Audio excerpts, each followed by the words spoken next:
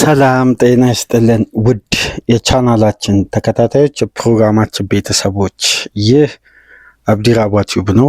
ፕሮግራማችንን ላይክ በማድረግ እንዲጀምሩ፣ አዲስ የሆናችሁ ሰብስክራይብ በማድረግ ለዚህ ቻናል ቤተሰብ እንድትሆኑ፣ እንዲሁም ይህንን ፕሮግራም ከሀገር ውጭ የምታደምጡ ውድ የቻናላችን ተከታታዮች በሱፐር ስቲከር፣ በሱፐር ቻፕ፣ በሱፐር ታንክስ ድጋፍ እንድታደርጉ በአክብሮት እየጋበዝን ተጠባቂው ብዙ ትኩረት ያገኘው በተለያዩ የዓለም ሀገራት በጉጉት ሲጠበቅ የነበረው የማክሰኞ ምሽት የ5 ሰዓት ከሩቡ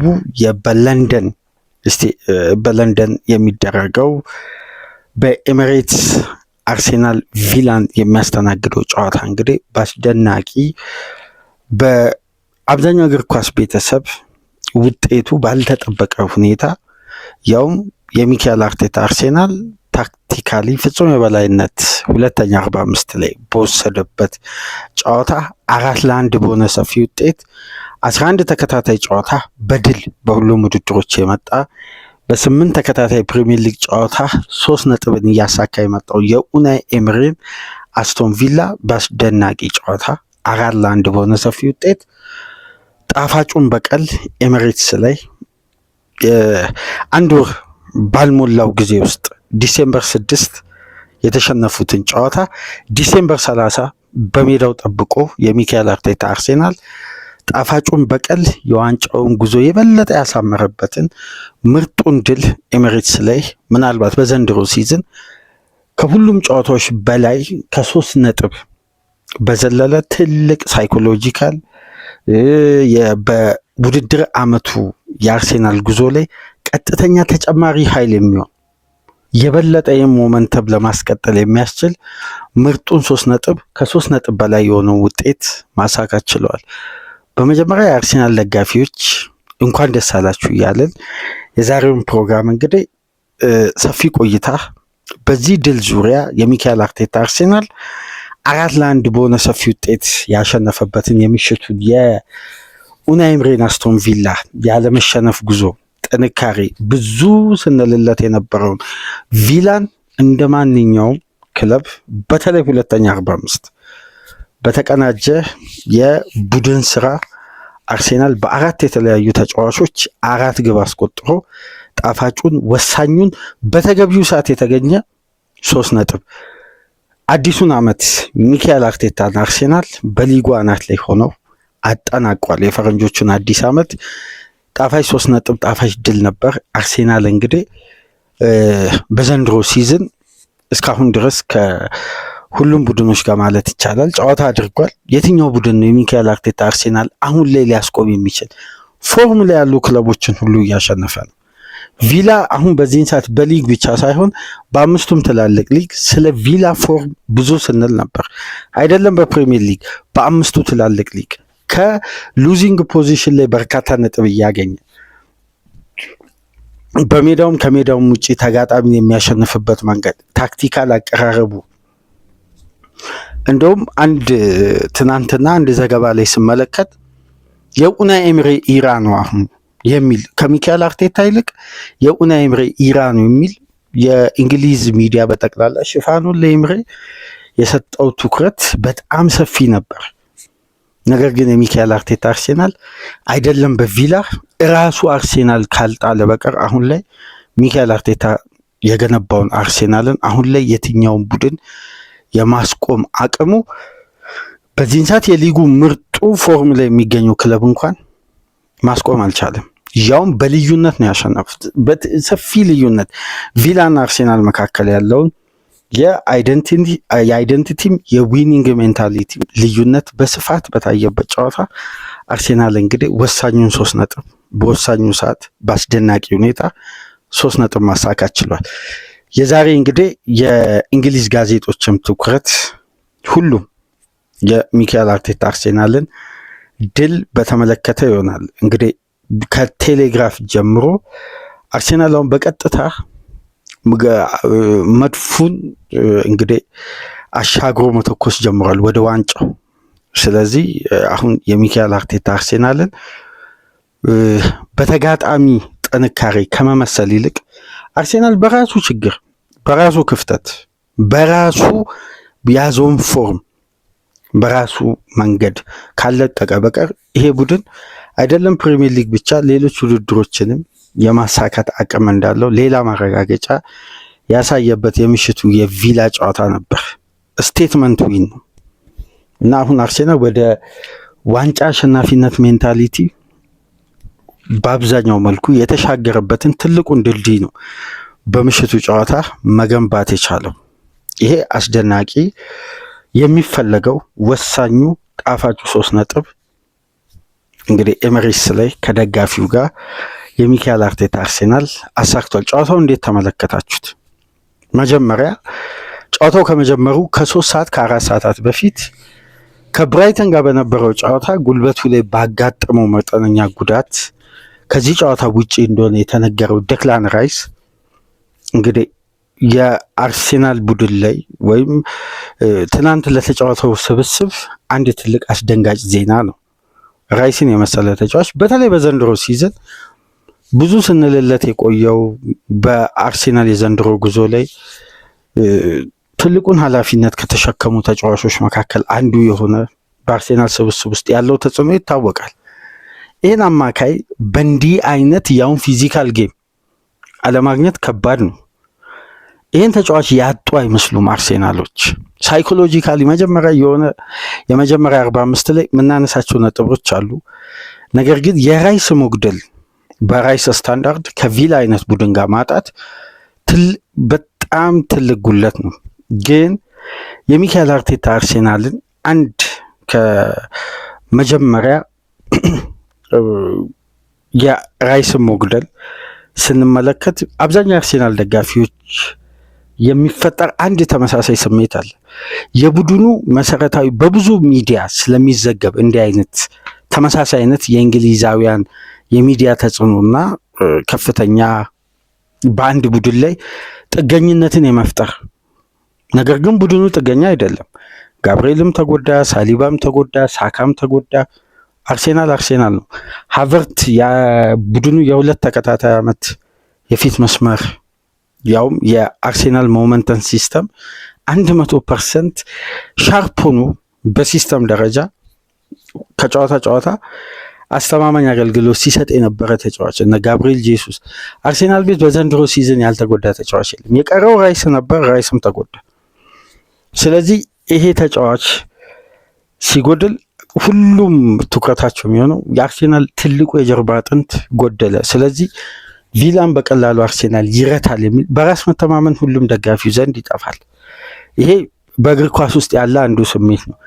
ነገር ግን ታስታውሱ እንደሆን የመጨረሻው የኢንተርናሽናል ብሬክ በነበረበት ወቅት አንድ ፕሮግራም ሰርተን ነበር ስለ ቲም ዳይናሚክስ ምን ማለት እንደሆነ የአርሴናል ቡድን ለ6 ዓመት በሚካኤል አርቴታ ውስጥ በተለይ ያለፉትን 4 ዓመት ሲገነባ በቲም ዳይናሚክስ ነው። ቲም ዳይናሚክስ ማለት ማንኛውም ተጫዋች ጉደል በቡድን እንቅስቃሴ ጉለት ይደፈናል፣ ኳሊቲ ይጎላል። ነገር ግን የቡድኑ ስታንዳርድ የተገነባበት አይደንቲቲ፣ የጨዋታ ሪትም ቡድኑ የሚያስፈልገውን ሼፕ አያጣም። ቲም ዳይናሚክስን መገንባት በዘመናዊ እግር ኳስ ውስጥ በጣም ፈታኙ ስቴጅ ነው። ዋንጫ እየታጣ ትላልቅ ጨዋታዎችን በሽንፈትም እየተጠናቀቀ የዛን ቡድን አይደንቲቲ እንደ ቡድን መገንባት፣ ጥገኝነትን መላቀቅ። አምናሁን አርሴናል በርካታ ተጫዋቾች ተጎድተው እንኳን በሻምፒየንስ ሊግ ያሳየው ጉዞ ከሚጠበቀው በላይ ነው፣ ከበቂም በላይ ነው። ውጤቱ ያው በድል በዋንጫ በምን አለመታጀቡ እንጂ በርናባዩ ላይ አርሴናል ያሸነፈበት መንገድ፣ ኤሚሬትስ ላይ፣ ስታዲ ፍራንስ ላይ የነበረው ብልጫ በርካታ ነጥቦችን ማንሳት እንችላለን። ስለ ቲም ዳይናሚክስ ስናነሳ ግን የአርሴናል ቡድን ምን ያክል የተሟላ ነው የሚለውን በዛም ወቅት ያነሳ ነው ፕሮግራም። ማንኛውም ተጫዋች ቢጎል ከተጫዋቹ ቡድኑ የሚያገኘውን ኳሊቲ ያጣል እንጂ አርሴናል እንደ ቡድን የዛን ተጫዋች ተጽዕኖ በኳሊቲ ደረጃ ያጣል እንጂ የቡድን እንቅስቃሴው ምንም አይነት ልዩነት አይፈጠርም። ስለ ቲም ዳይናሚክስ ብናነሳ ከሆነ ይሄን ደግሞ እንደ ምሳሌነት ያነሳ ነው ኢንተር ሚላንን በበርካታ የተጫዋቾች ጉዳት ቲሙ ባላንሱን ሲያጣ ቲም ዳይናሚክስ ስለነበረው በፊት መስመር አማራጭም የነበሩ ተጫዋቾች በሚጎሉበት ወቅት ኢንተር ሚላን በሲዝኑ ላይ ምንም አይነት ተጽዕኖ በውጤት ደረጃ አልተፈጠረበትም። አርሴናል ጋብሪኤልን ኖቬምበር ላይ አጥቶ ዲሴምበር መጨረሻ ነው ለመጀመሪያ ጊዜ ትናንትና ነው ቋሚ ሆኖ የተሰለፈው። ሳሊባ በመጀመሪያ ጨዋታው በቪላ ፓርክ በነበረው ሁለቱ ሴንተር ባኮች አልነበሩ።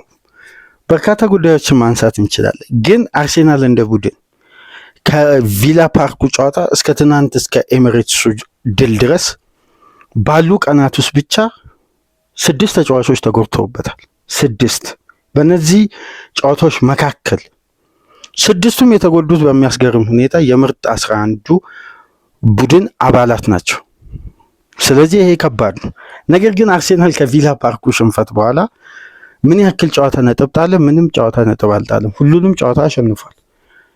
ስለዚህ የአርሴናል ቲም ዳይናሚክስ የተገነባበት ጥንካሬ በድጋሚ ኤሚሬትስ ላይ ያውም የክለቡ ትልቁ የጀርባ አጥንት ሁሉም ቦታ ላይ ሚና የተሰጠው መከላከሉም፣ ማጥቃቱም፣ የቡድኑ ባላንስም፣ መረጋጋቱም፣ መፍጠኑም፣ ኳስ መንጠቁም፣ ማስጣሉም፣ ሪከቨሪውም ሁሉንም ሚና የሚወጣው ራይስን ሁለገብ ተጫዋች የሆነ በግራ 8 ቁጥር ቦታ ይሰለፍ እንጂ ራይስ ፉል ባክ ነው። ሌፍት ባክም ራይት ባክም ሴንተር ባክም በሁሉም የሜዳ ክፍል በአርሴናል የኳሷ እንቅስቃሴ ውስጥ 1-2 ስቴፕ እየቀረበ ሁሉንም ሚና የሚወጣት ይሄን ተጫዋች ነው እንግዲህ ቡድኑ አጥቶ ጨዋታውን የጀመረው። ስለዚህ ቀላል ጉለት አይደለም። ግን በራይስ ጉለት ውስጥ የተመለከትነው አርሴናልን ምናልባት የዘንድሮውን ሲዝን 19ኛ ሳምንት ላይ እንግዲህ በፕሪሚየር ሊግ ሁሉም ተአምሮች ይፈጠራሉ ይባላል። ነገር ግን አሁን ላይ ባለው ሁኔታ ከተመለከትን የአርሴናልን ሲዝን ቢያንስ 70-80 በመቶ መገመት አይከብድም።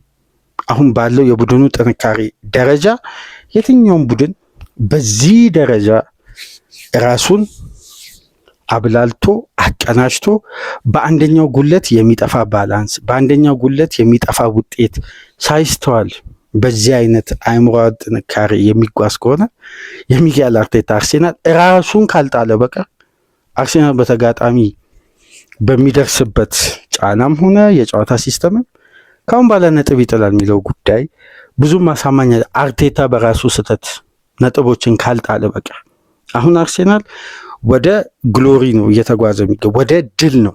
ይሄ የድል ጉዞ አንዱ ማሳያ ነው። ምክንያቱም ይሄ ቡድን በካራክተር ተገነባ፣ የግለሰቦች ጥገኛ ለመሆኑ በድጋሚ ሌላ ማረጋገጫ የሰጠበት የ98 ደቂቃ ጨዋታ ነበር። ጋብሪኤል ማጋሌሽ 48ኛ ደቂቃ ላይ በፍጥነት በ2 ደቂቃ ልዩነት በአርሴናል አስደናቂ ፕሬሲንግ ሂደት ማርቲን ዙቢመንዲ አንድ አግኝቶ አንዷን መግደል በሚችለው ግሩም ኳሊቲ ባለው ሊያንድሮ ትሮሳርድ 3ኛው ግብ ተቆጠረ።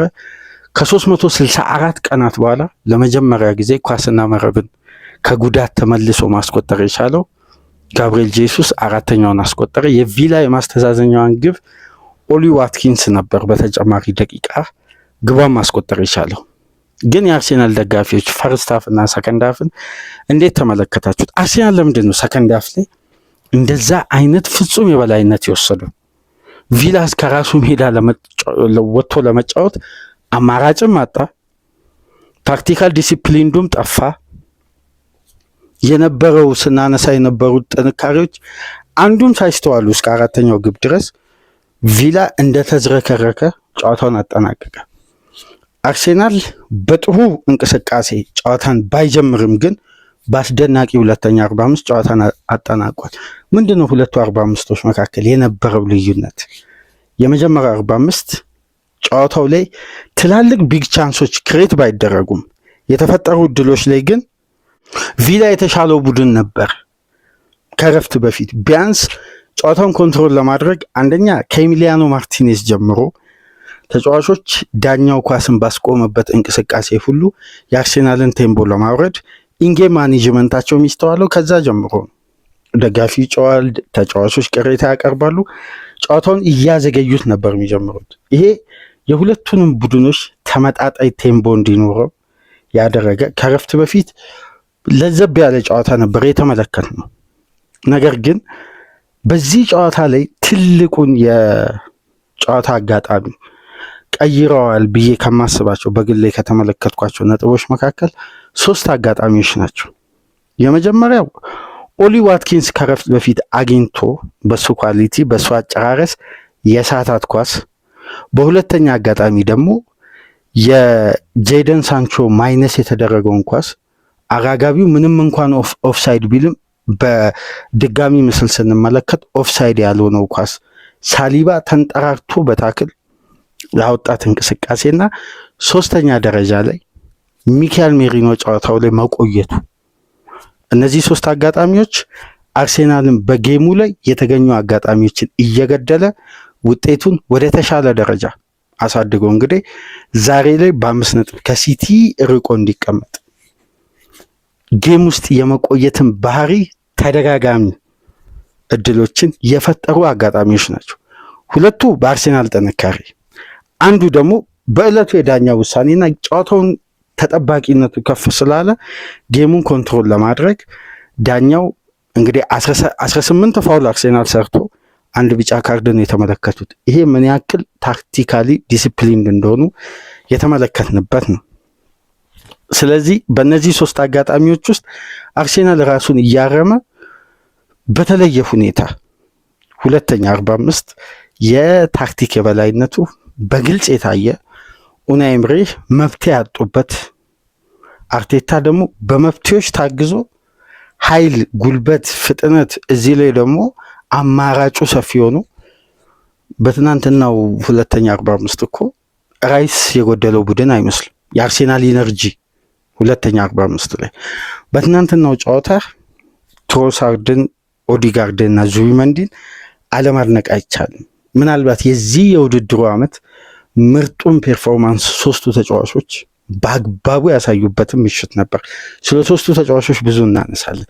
3ቱ ተጫዋቾች ምናልባት ሚዲያው ከጉዳት ተመልሶ የአርሴናል የመክፈቻ ግብ ማስቆጠሩና እሱ እስካለበት ደቂቃ ድረስ ቪላ ኢላማውን የጠበቀ ሙከራ ለመሞከር መቸገሩ፣ እንዲሁም ተጫዋቹ ደግሞ 77 ደቂቃ ቆይቶ ክሊንሺት እሱ ሜዳ ውስጥ እያለ አርሴናል ክሊንሺት የመጠበቅ ትልቅ እድል ስለነበረው ጋብሪኤል ማጋሌሽን የጨዋታው ኮከብ አሉት እንጂ ከትሮሳርድ ከማርቲኔሊ ይቅርታ ከኦዲጋርድ እና ከዙቢመንዲ የትናንትናው የጨዋታው ኮከብ መውጣት የለበትም። የ3ቱ ተጫዋቾች የቀኙን የሜዳ ክፍል እንዴት የቪላን እንዳራቆቱትና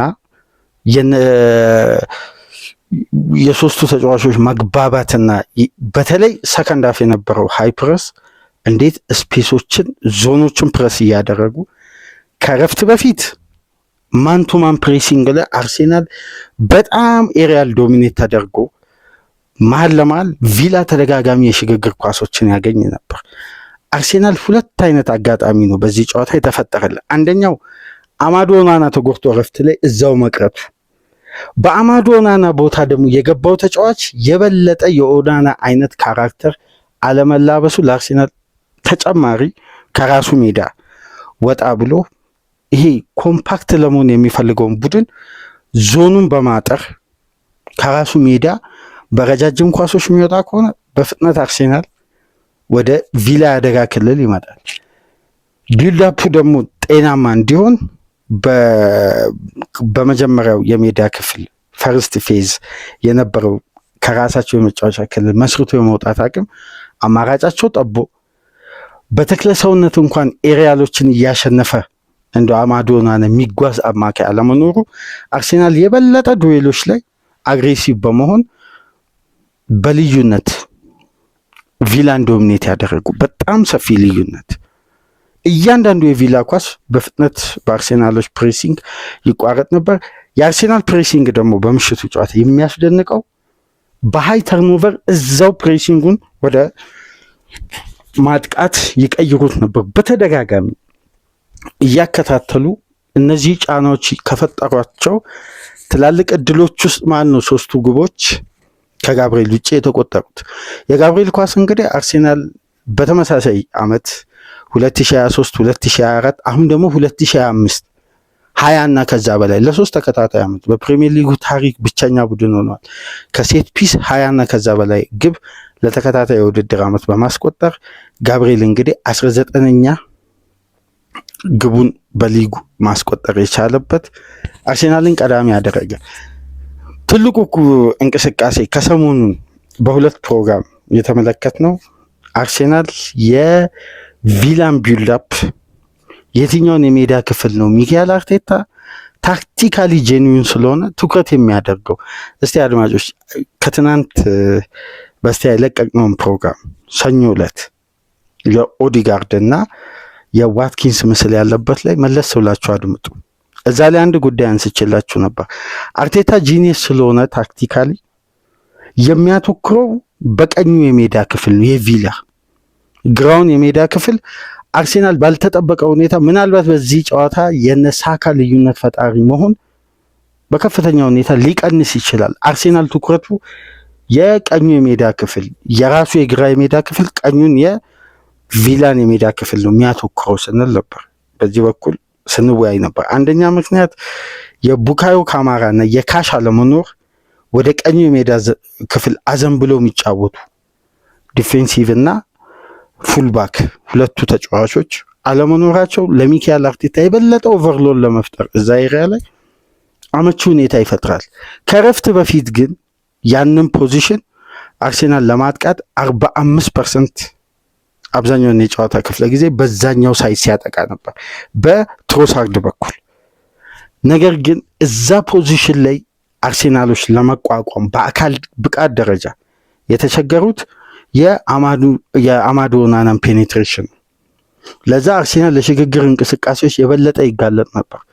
ሰከንድ ሃፍ ኦናና ተጎድቶ መውጣቱን ተከትሎ ማጊን ሲገባ አንደኛ ቢልድ-አፕ መምራት አይችልም ቴክኒካሊ፣ ሁለተኛ ደግሞ ፕሬሲንግን መሻገር የሚፈልገው በፋይቲንግ ስፕሪት ነው ማለፍ የሚፈልገው። ይሄ ፋይት በማድረግ ወይም በትግል ነው ማለፍ የሚፈልገው አንድን ኳስ ቴክኒካሊ ወይም ፍሌክሲብል ሆኖ አይደለም ኳስን የሚያሻግረው። በዚህ ረገድ ታዲያ ኦዲጋርድ ትልቁ ሚና ኦፖዚሽን ሃፍ ላይ በከፍተኛ ሁኔታ ሲጫወት ነበር። ምናልባት ባለፉት 2024-25 እና የዘንድሮውን 25-26 ሲዝንን ከተመለከትኩበት የኦዲጋርድ ብቃት እንደምሽቱ አስደናቂና የመጨረሻ ምርጥ ይሄ 2022-23 2023-24 ላይ የነበረውን ኦዲጋርድ ትናንት ምሽት በተሟላ ሁኔታ አንደኛ ታይሚንግ እና ዲሲዥን፣ ሁለተኛ ደግሞ ሰሞኑን በተደጋጋሚ ስናነሳ የነበረው ለምንድን ነው አርቴታ ከኢዜ ኦዲጋርድ የሚመርጠው? የመጨረሻ የሜዳ ክፍል ላይ ኢዜ አንድ ኳስ ነው ፕረስ የሚያደርገው።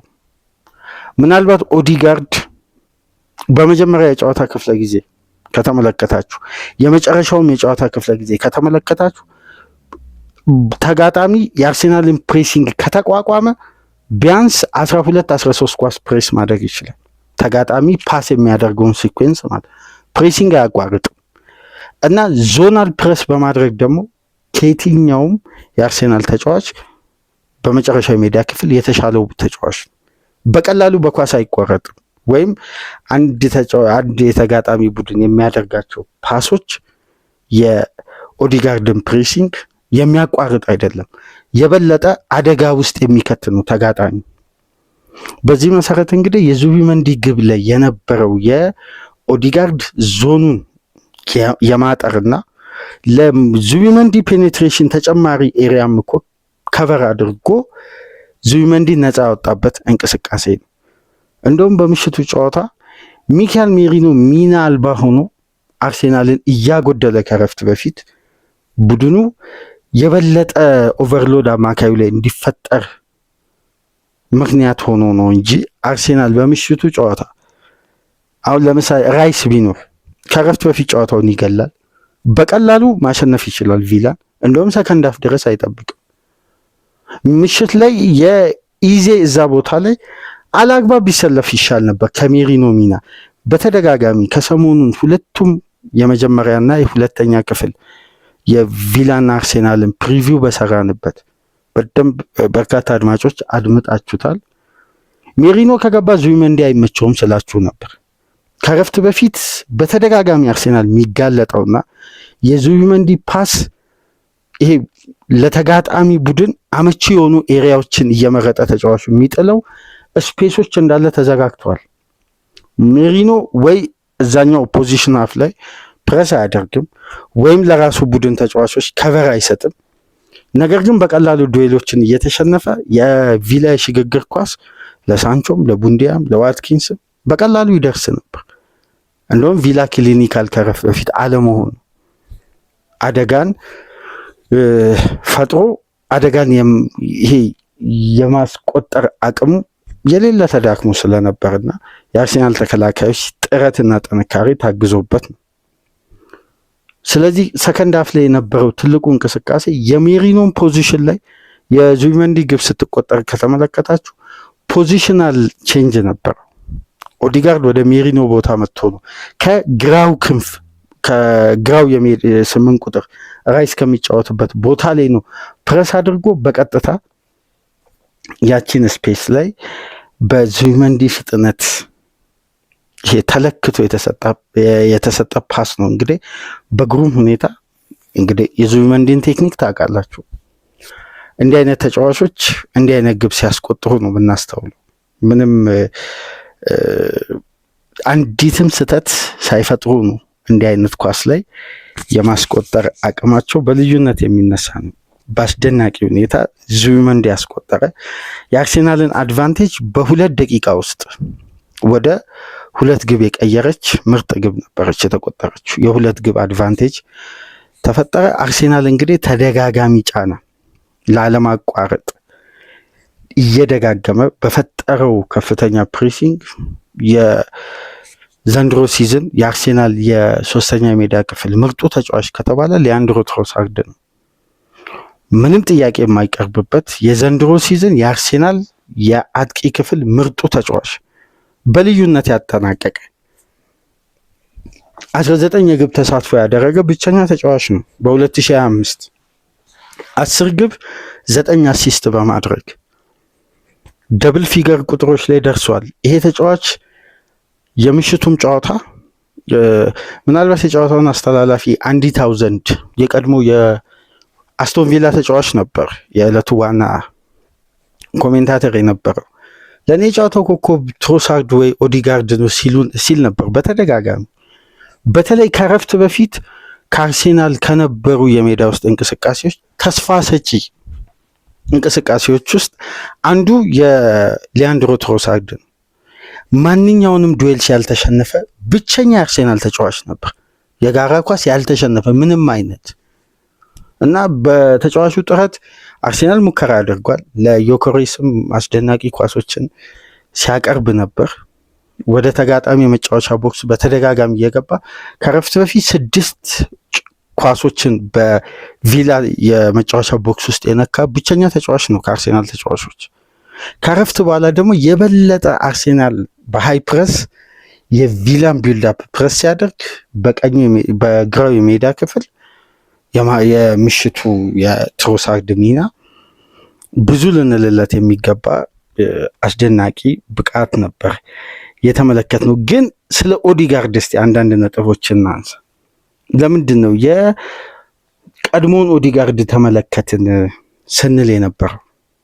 አንደኛ በቶታል ፓስ በኩል በተጋጣሚ የመጫወቻ ሶስተኛ ፌዝ በሶስተኛ የሜዳ ክፍል ላይ ከየትኛውም የአርሴናል ተጫዋች ከየትኛውም የቪላ ተጫዋች በላይ የተሳኩ 34 ፓሶችን አድርጓል።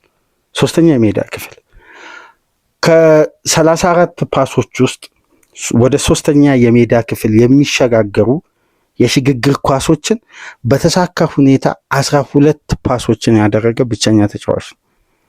እንዲሁም 18 ጊዜ በቶታል ኬር ቦል ኬር በማድረግ የአርሴናልን ማጥቃት በጥራት የመራ ብቸኛም ተጫዋች ነበር። በፕሮግሬሲቭ ፓስ ኬር በማድረግ ደግሞ 4 ኳሶችን በአግባቡ በማጠናቀቅ አንደኛ ነው። በዚህም በአጠቃላይ ዲፌንሲቭ አክሽን ላይ በመሳተፍ አሁን እዚህ ጋር ነው ትልቁ ምሽቱ የኦዲጋርድ ብቃት ማጥቃቱ ላይ መምራት ሳይሆን በመከላከሉ በኩል 14 ጊዜ በመከላከሉ የአርሴናል እንቅስቃሴ ውስጥ በቀጥታ ተሳትፎ ሁለተኛ ነው። ይሄ ተጫዋች በምሽቱ ጨዋታ የነበረው ኃላፊነት ማጥቃቱንም መምራት ነው፣ መከላከሉንም ማገዝ ነው። ኦዲጋርድ ከዚህ በፊት የሚታማበት ማጥቃቱ ላይ ድግግሞሽ ያለ የፓስ ሲኩዌንስ እንላለን። በምሽቱ ጨዋታ ግን በሶስቱም የሜዳ ክፍል በቀኙም በግራውም በመሀል ለመሀልም እያንዳንዱ ቅድም የጠቀስኩላችሁ 32ቱ የተሳኩ የፋይናል ሰርድ ፓሶች በሶስቱም የሜዳ ክፍል የተደረጉ ናቸው። ድግግሞሽ የነበረው ፓስ አልነበረም በተጫዋቹ በኩል። በማጥቃት ሲኩዌንስ ላይ 12 ጊዜ ቀጥተኛ ተሳትፎ በማድረግ አንደኛ ነው። ይሄ ተጫዋች የምሽቱ እኮ የጨዋታ ልዩነት ነበር። እንዲሁም በአርሴናል ቢልድ አፕ በመሳተፍ ደግሞ በቀጥታ ከራሳቸው መጫወቻ ክልል 5 ጊዜ 8 ጊዜ ተሳትፎ በማድረግ አምስተኛ ነው በሙሉ የጨዋታው እንቅስቃሴ። የማርቲን ኦዲጋርድም ልዩ ምሽት ነበር። በምሽቱ ጨዋታ እንግዲህ ኦዲጋርድን አለማድነቅ አይቻልም። ጨዋታው ማርቲን ኦዲጋርድን ይመስላል፣ ትሮሳርድን ይመስላል። የዙቢመንዲ የሁለተኛ 45 ኦዲጋርድ ከሱ ፊት ለፊት ፈንጠር ብሎ በሚያደርገው አግሬሲቭ ሩጫና ኤሪያል ፕሬሲንግ የሚመጡ ኳሶችን ለፕሮግሬሲቭም ለፓሲቭም እንቅስቃሴ የበለጠ ሜዳውን አርሴናል ተጋጣሚ የመጫወቻ ክልል ላይ በጫና እንዲጫወት የዙቢመንዲም እንቅስቃሴ በኦዲጋርድ ሽፋን አስደናቂ ነበርና የሚካኤል አርቴታ ቡድን ሁለተኛ 45 አንደኛ ሰሞኑን ሲታማበት የነበረውን ጉዳይ ጥርሱ መውረዶ ነው የመጣው። በኦንጎል ነው ጨዋታዎችም ያሸንፈው ተብሎ ሲተች ነበር። የኦንጎል ደግሞ ከዚህ በፊት 2-3 ወደ 5 ፕሮግራሞች ላይ አንስተናል። ኦንጎል ተጋጣሚ የሚያስቆጥረው በዛኛው ቡድን ከፍተኛ የሚፈጠሩ ጫናዎች እንጂ ተጋጣሚ ጫና ከሌለበት እንዴት በራሱ መረብ ላይ ግብ ያስቆጥር? አርሴናል እኮ በሚፈጥረው ጫና ነው ተጋጣሚ በራሱ መረብ ላይ የሚያስቆጥረው። ስለዚህ በምሽቱም ጨዋታ እንግዲህ ኦንጎል አለመኖሩ አርሴናል በ4 ተጫዋቾች አሁን ከዚህ በፊት አንድ ከማንቸስተር ሲቲ ጋር ስናነጻጽር የነበረበት በወቅቱ ባለ ብቃት ለአርሴናል ስጋት የሚሆነው ማንቸስተር ሲቲ ብቻ ሳይሆን ሃላንድ ነው ይላሉ የእንግሊዝ ሚዲያ በብዛት። ሃላንድ ለአርሴናል ችግር ሊሆን በጭራሽ አይችልም። ሲቲ አርሴናል ነው ለራሱ ችግር የሚፈጥረው። በመጀመሪያ ደረጃ ሃላንድ ታርጌት ማን ነው? አርሴናል ደግሞ የቡድን ግንባታው ታርጌት ማን የለውም። ይሄ አንድም ቡድን ሻምፒዮና ከሚያደርጉ አይደንቲቲዎች መካከል አንዱ ቡድን በራሱ ቅንጅት በራሱ ሞቢሊቲ ሲገነባ እንጂ አንድን ተጫዋች ታርጌት ባደረገ ሲስተም ውስጥ የተገነባ ቡድን በዛ ተጫዋች ጉለት በዛ ተጫዋች ብቃት መውረድ ያንን ተጫዋች ታሳቢ ያደረገ ታክቲክ ያደራጀ ቡድን በበቂ ሁኔታ የሚፈጽም ከሆነ ያ ተጫዋች ተገደበ ማለት የዛ ቡድን የግብ ምንጭ ደረቀ ማለት ነው። ስለዚህ አንድ ቡድን በራሱ ጠቅለል ባለ በራሱ ውህደት በራሱ ግንባታ እንደ ቡድን ግቦች የሚፈጥር ከሆነ እንደ ቡድን የሚያስቆጥር ከሆነ ቡድን ነው የሚያሸንፈው ጨዋታ። ዋንጫን ደግሞ ቡድን እንጂ ግለሰብ አያሸንፍ። ምክንያቱም እንደ ቡድን አንድ ክለብ በካራክተር ደረጃ ሲታገዝ ጨዋታን ለማሸነፍ የግል ጥረትንና ይሄ ነጥሮ የመውጣት የአንዱን ተጫዋች ተጽዕኖ አይፈልግም። አሁን ለአርሴናል የግቧ መነሻ የነበረው ጋብርኤል ነው። ከኖቬምበር ጀምሮ ይሄ ተጫዋች አልነበረም። ትናንትና በመጣበት ጨዋታ አስቆጠረ። ሁለተኛዋን ግብ ያስቆጠረው ዙቢመንዲ ነው። ዙቢመንዲ መች ነው ግብ ያስቆጠረው? በፕሪሚየር ሊግ ቆይቷል እኮ ከኤሪያ ውጪ የሚገርም ቮሊ ያስቆጠረበት ጊዜ ነው። ሶስተኛዋን ግብ ያስቆጠረው ማን ነው? ትሮሳርድ ነው። አንድ አግኝቶ አንድ መግደል የሚችል ተጫዋች። አራተኛውን ግብ ያስቆጠረው እኮ ከ364 ቀን በኋላ ያለ ተጫዋች ነው። ስለዚህ እያስቆጠረ የመጣ አርሴናል ቡድን እንጂ በልዩነት በአንድ ተጫዋች ላይ 19 ጎል ምርት እየጠበቀ አይደለም ጨዋታዎች የሚያሸንፈው። ይሄን አሁን ትልቁ ልዩነት አንድ ቡድን ሻምፒዮን ለመሆን እንደ ቡድን ሲያስቆጥር እንጂ በተናጠል። ምክንያቱም ቡድን ሲያስቆጥር የቡድን ግንባታ ይቀጥላል፣ በአንድ ተጫዋች ላይ አይገደብም። ወይም በአንድ ሚና ላይ አይደለም ያ ቡድን የሚገነባው፣ ተያያዥ በሆኑ ሰርኪቶች ነው፣ በራስ ምስል ነው የሚገነባው። ስለዚህ የሚካኤል አርቴታ ቡድን ከሌሎች ቡድኖች ለየት የሚያደርገው በራስ የማስቆጠር ቡድን ነው የሚያስቆጥረው። ወይ ጊዮከሬስ አይደለም፣ ወይ ሳካ አይደለም፣ ወይ ትሮሳርድ አይደለም ታርጌት የሆኑት፣ አርሴናል ነው ታርጌት ሆኖ የሚጫወተው። ለዛ ነው ከሴት ፒስ አንዱ ጌም ኦፍ ስቴት ነው እንጂ ይሄ ቡድን በሴት ፒስ አይደለም የተገነባው፣ ወይም አይደንቲቲው ሴት ፒስ አይደለም፣ ግን አንዱ ጌም ኦፍ ስቴት ነው የማሸነፊያው መንገድ፣ ተጋጣሚ ላይ አድቫንቴጅ የመውሰድ። አሁን እኮ ለአርሴናል ያን የመሰለ ዞናል ፕረስ የማድረግ ኢነርጂ የከፈተው የጋብሪኤል የመጀመሪያ ግብ ነው። ከዛም በኋላ እንዴት ነው ቪላን ፋታ ያሰጡት? አንደኛ አድቫንቴጅ ወስዷል፣ ሁለተኛ ከፍተኛ የመነቃቃትና ያ የቪላ ፓርኩ ሽንፈት ያስተማራቸው ከፍተኛ በቀል አለ፣ ፍላጎት አለ። የወሳኙ ተጫዋች መጉደልን ቡድኑ ሴንስ እንዳያደርግ በካራክተር ደረጃ ተጫዋቾችን አርቴታ እንዴት እሳት ለብሰው እንዲቀርቡ እንዳደረገ ፊታቸው ላይ ያስታውቃል እኮ። ሁለተኛ 45 የነበረው ፍላጎት ራሱ በቪላና በአርሴናል መካከል በጣም ሰፊ ልዩነት አለ። ቪላ እንደ ቡድን ይዞ የመጣውን ሲስተም ለመተግበር ብቻ ነው የሚጥረው። አርሴናል ግን አማራጩ ታክቲካሊ ሰፊ ነበር። እንደውም እኮ በምሽቱ ጨዋታ ከተመለከታችሁ ቀኙን የሜዳ ክፍል አርሴናል በእጅጉ የሚፈራበትን የሜዳው ክፍል ትተውታል። ምሽት ላይ አርሴናል ግራው የሜዳ ክፍል ነበር እንደውም የበለጠ ከፍተኛ ጫናም እድልም ጥረትም ቪላን ዶሚኔት ለማድረግ ከፍተኛ ትኩረት ያደረጉበት ፖዚሽን። ስለዚህ ይህንን ደግሞ አንዳንዴ ታክቲካሊ አሰልጣኙ ያሰበውን ቡድን እንደዚህ በተቀናጀ ሁኔታ ተግብሮ በውጤት ሲታገዝ እንግዲህ ጉዞን የበለጠ እያማረ እንግዲህ ከፍ እያደረገ ነው የሚሄደው። አሁን ፔፕ በአርቴታ አንገት ውስጥ ከመተንፈሱ ይልቅ አርቴታ ፔፕ ላይ የከፍተኛ ጫና እየፈጠረ የራሱን የውጤት ሀዲድ እየጠረገ ፈተናዎችን እየተሻገረ በድል ቡድኑን መነቃቃቱን እያስቀጠለ እንግዲህ አሸናፊነትን አርሴናል እንዴት አዳፕት እንዳደረገ ተመልከቱ። ከየትኛውም ቡድን በበለጠ ከፍተኛ ጨዋታ አሸንፏል። ከየትኛውም ቡድን ያነሰ ሽንፈት ተሸንፏል። በሜዳው በአጠቃላይ የውድድር ዓመቱ ያልተሸነፈው ብቸኛ ቡድን አርሴናል ነው። የማሸነፊያው መንገድ ደግሞ አማራጩ ሰፊ ነው። ከተከላካይ እስከ አጥቂ ድረስ ግብ የሚያስቆጥር ቡድን ነው። ይህም ቡድን ማስቆም ይከብዳል በየትኛው መንገድ።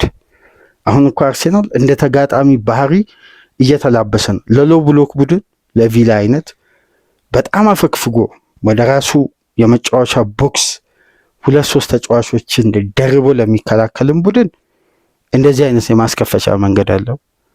ወጥቶ ለሚያጠቃ ቡድን እንዴት በዳይሬክት አታክ የመልሶ ማጥቃት ቡድን መሆኑን በተደጋጋሚ ሲያሳየን ነበር። ተጋጣሚ ደግሞ ኳስን መስርቶ ስፔሶችን እየፈጠረ ከአንደኛው ሁለተኛው ሶስተኛ ፌዝ እያለ ለሚሸጋገርም ቡድን እንዴት በራሱ ሜዳ ፕረስ ተደርጎ ኳሶችን እዛው ሊገደብ እንደሚችል በሁሉም ባህሪ የአርቴታ ቡድን ማሸነፊያ መንገዱን አዳፕት አድርጓል። ይሄ ቡድን አሁንም ደጋግሜ እዚህ ጋር ለመግለጽ በራሱ ውጤት ካልጣለ በቀር አርቴታን ለማሸነፍ ተጋጣሚ ይዞ በሚመጣው ስልት አይደለም፣ አርቴታ በሚፈጥረው ስህተት አርሴናል ነጥብ ካልጣለ በቀር ይህን ቡድን ለማስቆም አሁን ላይ የሚያስችል አቅም ያለው ቡድን ያለ አይመስለኝም። በዚህን ሰዓት እንግዲህ 19ኛ ሳምንት ላይ ሆነን ሁሉንም ነገር መደምደም ባይቻልም ግን በአርሴናል ደረጃ የዘንድሮውን የሊግ ውድድር ለማሸነፍ የሚያስችል አቅም ላይ ያለ ቡድን የለም።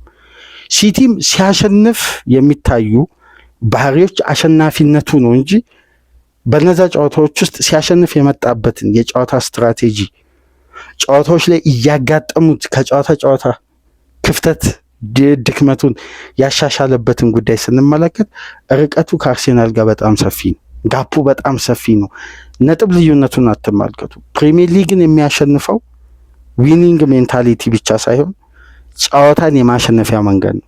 በጥራት ማሸነፍና ጨዋታን በተደጋጋሚ ጥረት በአንድ አይነት ሲስተም አማራጭ ባለው አጨዋወት የተለያዩ ጉዳዮችን እየተገበረ 3 ነጥብን የሚያገኝ ቡድን አይቸገርም። ግን ከጨዋታ የተጫዋቾች ኳሊቲ የሚያሸንፈው ቡድን እነዛ ኳሊቲዎችን በጉዳትም ሊሆን ይችላል፣ በተጋጣሚ ኢንጌም ማኔጅመንትም ሊሆን ይችላል፣ ፈታኝ በሆኑ ስቴዲየሞችም ሊሆን ይችላል መሻገር የሚቸግርበት 25 26 27 28 እስከ 33ኛ ሳምንት ከ25ኛ እስከ 33ኛ ሳምንት ያሉ የሊግ ከባድ ፊክቸሮች አሉ ለሁለቱም።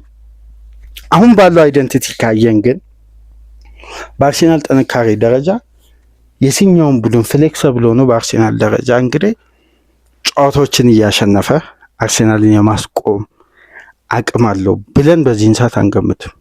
ሲቲም ቢሆን የማሸነፊያው መንገድ እንግዲህ በፔፕ አይደንቲቲ አይደለም፣ በፔፕ ሊንደርስ አይደንቲቲ ነው ሲቲም እያሸነፈ ያለው። ስለዚህ አርቴታ የተሟላ ቡድን ይዞ በተቀናጀ ሞቢሊቲ ጨዋታን ዶሚኔት እያደረገ በእንዲህ መልኩ አሁን ፎርሙላ የሚገኘውን የ11 ተከታታይ ድል በሁሉም ውድድሮች 8 ተከታታይ ድል በፕሪሚየር ሊግ ያስመዘገበውን ቪላን 4-1 በሆነ ሰፊ ውጤት አሸንፎ የነጥብ ልዩነቱን ወደ 5 አስፍቶ አዲሱን ዓመት በደስታና በሊጉ አናት ላይ ሆኖ ለመቀበል ጣጣውን ኃላፊነቱን የሚካኤል አርቴታ ቡድን ተወጥቶ ሐሙስ ምሽት እንግዲህ የአርሴናል ተጫዋቾች ቁጭ ብለው ስቴዲየም ኦፍ ላይትን ሰንደርላንድና ሲቲን የሚመለከቱ ይሆናል። አሁን ጫናው ከአርሴናል ይልቅ ሲቲ ላይ በረታ ነው የሚሆነው። አያችሁ በአንዴ እንዴት ጫናው ተርን እንዳደረገ። ምክንያቱም 5 ነጥቡን የማጥበብ ግዴታ ይዞ የሚገባው ሲቲ እንጂ አርቴታ አይደለም። አርቴታ የቤት ስራውን ተወጥቷል በአስደናቂ ሁኔታ። ኡናይ ኤምሪን በእንዲህ መልኩ አንበርክኮ ነው ያሸነፈው። የሚያስገርም የምሽቱ ጨዋታ ነበር። ከተጠበቀው በላይ ሆኖ ነው አርቴታ በምሽቱ ተጫዋቾችን ለእግር ኳሱ ቤተሰብ ማሳየት የቻለው። ከጠበቅነው በላይ እንዲህ አይነት ሁለተኛ 45 ላይ የታየ ሲስተማቲካል ዶሚኔትን አላስተዋልንም። ቪላ ላይ አንድ ተጋጣሚ ሁለተኛ 45 ብልጫ ይወሰድበታል እንጂ ብልጫ በዚህ ደረጃ አይወስድም። አንደኛ በአስቶን ቪላን በኩል የምናያቸው በየውድድር ዓመቱ ተመሳሳይ ድክመት አለ። ይሄ የዴብዝ ጥያቄ አለ። ዴብዙ አለመስተካከሉ፣ ባላንስ አለመሆኑ፣ በቂ አማራጭ አለመኖሩ። አሁን ከአማራ በሌለበት ኦናና ሲደገም አማካዩ እንዴት ግራ እንደሚጋባ ሁለት ኳስ ለመቀባበል ግራ ተጋብተው ነበር። እንዲሁም የአርሴናል ኢነርጂ ከደቂቃዎች ከፍ እያለ ሲመጣ ቪላ በሃይ ኢንቴንሲቲ መጫወት አልቻለም። ያው 73 ሰዓታት 74 ሰዓታት ብቻ ነው ያረፍ ነው ብለውም ኮምፕሌንስ ያቀርቡ ነበር ለኤፍኤው እና ጥያቄያቸውም ተቀባይነት አላገኝም። የሚካኤል አርቴታ ቡድንም ወደ 78 ሰዓት ነው ያረፈው። የ3 ሰዓት ልዩነት ነው በሪከቨሪ ጊዜ የነበረው። ግን አንደኛ ይህም ዋንጫ ለማሳካት የሚያስችል በቂ ዴብዝና በዴብዙ ልክ ደግሞ የማሸነፊያ መንገድ ያለው የሚካኤል አርቴታ አርሴናል ነው። ይህን ከጨዋታ ደግሞ በሚገባ እያስተዋልን ጣፋጩ በቀል የበለጠው የዋንጫውን ጉዞ ያሳመረውን የምሽቱን ጨዋታ በእንዲህ መልኩ ተመለከትን። የአርሴናል ደጋፊዎች እንኳን ደስ አላችሁ እያለን ነገም ከዚህ ጨዋታ ላይ ለየት አድርገን አንስተን የምንወያይበት ሌሎች ነጥቦች ይዘን እንመጣለን። እናንተ ላይክ እያደረጋችሁ ተደራሽነታችንን ከፍ አድርጉ። አዲስ ከሆናችሁ ሰብስክራይብ፣ ከሀገር ውጭ የምታደምጡ ደግሞ የሁል ጊዜ ድጋፋችሁን በሱፐር ስቲከር፣ ሱፐር ቻት፣ ሱፐር ታንክስ ድጋፍ እንድታደርጉ በአክብሮት እየጋበዝን በኦልትራፎርድ እና በስታንፎርድ ብሪጅ ምንድን ነው የተፈጠረው? በኦልትራፎርድ 20ኛ ደረጃ ላይ የሚገኘውን ወልቭስን ያስተናገዱት ማንቸስተሮች 1-1 ሲለያዩ፣ በስታንፎርድ ብሪጅ ቼልሲ በርንማውዝን ፎርሙ የተበላሸውን የአንዶኒ ያሮላን በርንማውዝን አስተናግደው 2-2 ተለያዩ። ኤንዞ ማሬስካን በቃችሁ ልንለው ይገባል ይላል አንዱ የቼልሲ ደጋፊ። በጣም ሰፊ ወደ 1.9 ሚሊዮን ተከታይ ኤክስ ገጽ ላይ ያለው በቃ ኤንዞ ማሬስካን በቃችሁ ልንለው ይገባል። ፖል እና ዊንስተን የት አላችሁ ይላል ከስር በኩል ሁለቱ ስፖርቲንግ ዳይሬክተሮች። ሌላኛው ጉዳይ ደግሞ ማንቸስተር ዩናይትድ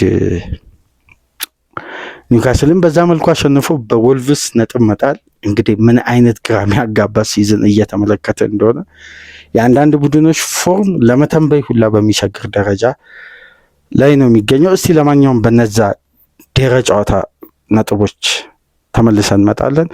በድጋሚ እንኳን ደስ አላችሁ እያለን ሰላም ቆዩ።